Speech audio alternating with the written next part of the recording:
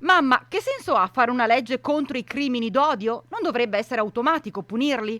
Così mia figlia, a 13 anni, l'altro giorno, sentendo parlare del disegno di legge Zan bloccato in Senato.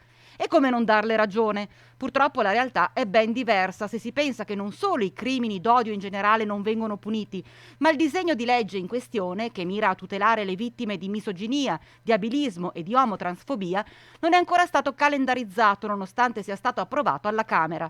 La cosa peggiore è che chi lo sta bloccando per ignoranza e paura sta diffondendo notizie completamente false a riguardo, come conferma il sindaco di San Zenone degli Ezzelini Fabio Marin, che al nostro microfono lancia un appello. Il mio è un appello perché davvero è ora di dire basta con l'odio, con la discriminazione.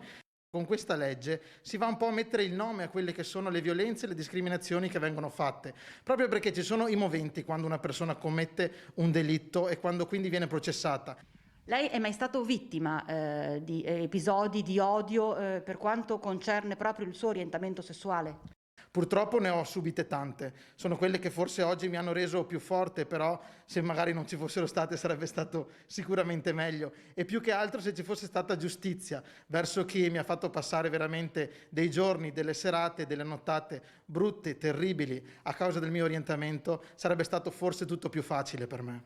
Io voglio essere giudicato per le mie competenze, per quello che faccio, non per quello che sono. Diciamo però i miei compaesani sono stati la dimostrazione di questo perché davvero insomma hanno segnato un passo di maturità per il mio paese e anche per il nostro territorio. Io nella mia vita sono stato fortunato perché quando l'ho detto a mio padre, lui mi ha detto che l'importante è che io sia felice e questo sarebbe davvero la frase che tutti i genitori dovrebbero dire ai propri figli. E lancia anche un messaggio a tutte quelle persone vittime di violenza e di odio. Qualcuno di più, molto più importante di noi diceva porgi l'altra guancia. Ed è vero, bisogna fare così.